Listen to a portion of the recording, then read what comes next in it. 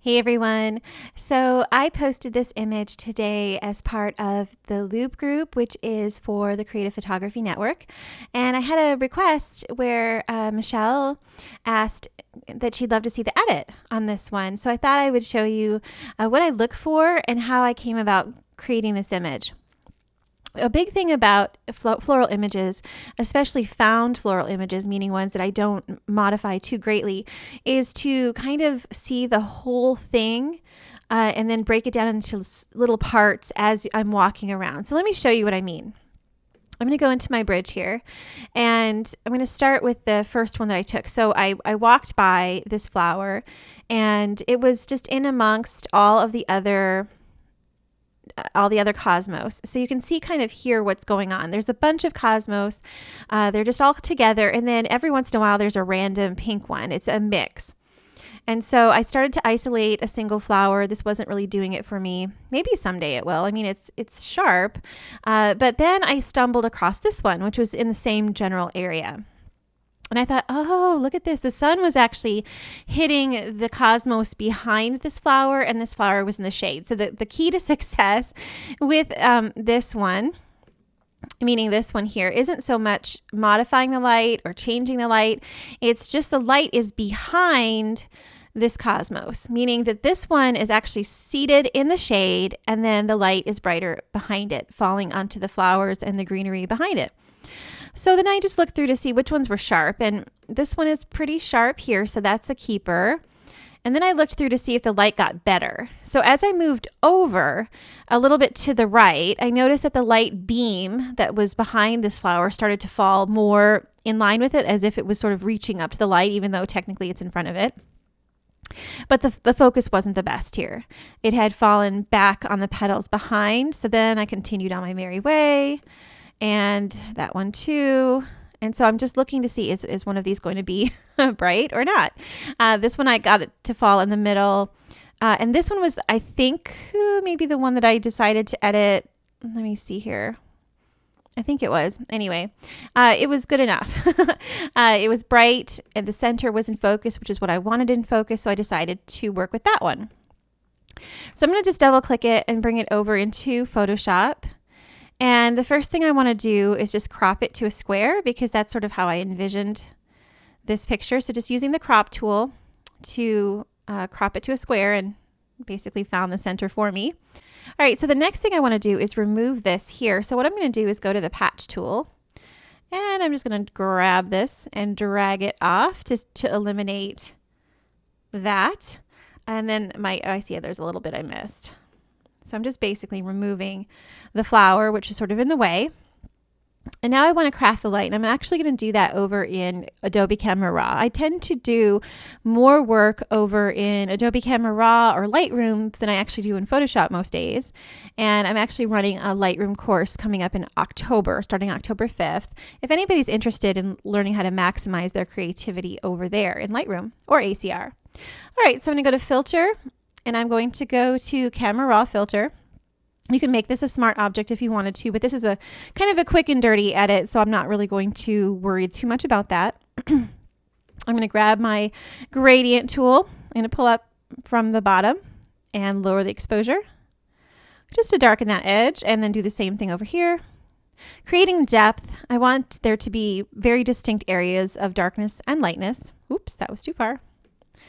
All right, and then I can kind of bring one up this way. Now this is going to be too much, so I'm going to pull this back a little bit. Maybe another one here. And pull it back a little bit. We don't necessarily want it to be too dark. And then I just kind of sit back and evaluate. Is this too dark? Do I need to adjust anything? I think it's okay. It's a little darker than my original edit, but I don't mind it. So then I go to the radial.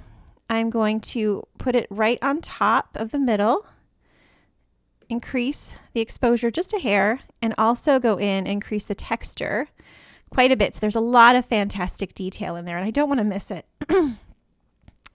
We want to make that nice and pretty. And then if I wanted to adjust the colors, I could maybe make the purple more pink, which is kind of what I like to do there. Now what I can do, if I want to enhance the light that's happening, I can again grab a radial filter Make sure that it's on the inside, so make sure inverted is not checked. And then just do a little smidgen of brightness, just enhancing what's already there.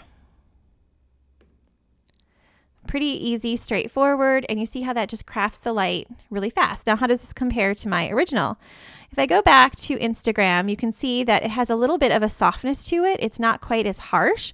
So I'm guessing what I did, whoops, let's go back to Photoshop. I'm going to grab a levels layer and check my histogram here. I'm going to bring the right-hand side of the level over to meet the edge of the histogram. And then I'm going to go down here to the bar that goes black to white and grab the little black handle and move it just a smidge over here. And now I think the colors are a little bit vibrant for my taste. Now this might be your taste. You might like it to be super rich and vibrant. And if that is the way you like your images, then that's awesome. But I think what I'm going to do is maybe adjust the hue on the greens a little bit. So I'm just going to grab this little hand tool in the hue saturation adjustment, click on a green, and then maybe lower the saturation just a hair, or maybe shift the color a little bit more yellow. I don't know. I can play with this. You can change the lightness, but it does start to, this is a JPEG, so it starts to degrade pretty quickly with that adjustment. I actually prefer to do it in Adobe Camera Raw, but I think I'm going to, let's see here. Yeah, I think I might lower the opacity. Anyway, I just start to zhuzh it around and enjoy the process of crafting the image. So that is pretty close to what I did here. And then I cropped it in even more. And oh, I know what I did. Here's one other option if you want to give it sort of a hazy look. Let's go back into our levels, and I'm going to pop this back to where it was. That was where it was before. Now I'm going to just create a stamp. So that's Command Option Shift E. And then I'm going to go up here to filter, Camera Raw filter. And oh, I lowered the opacity. Anyway, I will deal with that later. Just ignore me. Go like this right over it. And then I'm going to hit invert. And then what I'm going to do is grab the dehaze and go to the left a little bit to soften everything. Just like that. Negative dehaze helps to soften and give this sort of dreamy feel. And in the end, it really doesn't matter a whole lot about cloning that out because I can go ahead and do that here. Like that. Now, again, I could also continue to do some work with more natural vignette. So here's another option for a vignette. If I want to take the curves adjustment and just lower it, which makes the whole image kind of dark. Actually, I kind of like it like that. I think that's actually doing pretty good. Maybe a little bit less. And then just use the layer here, or the mask. Make sure I have my brush tool selected and a black brush, and then I can just remove it off of the flower.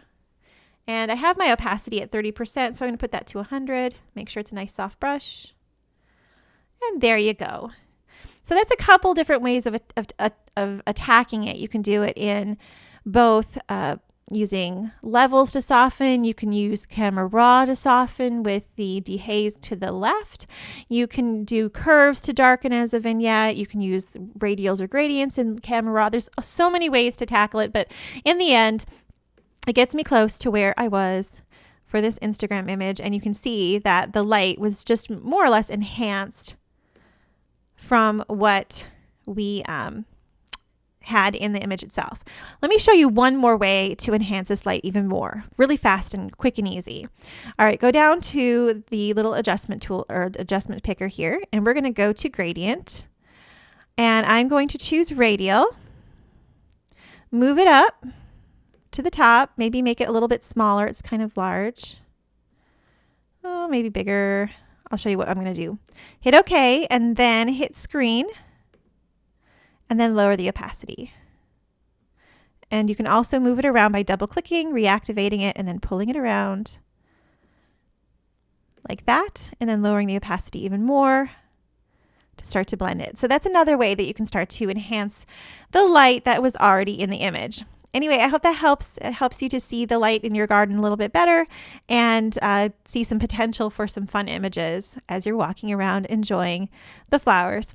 All right, thanks. Bye-bye.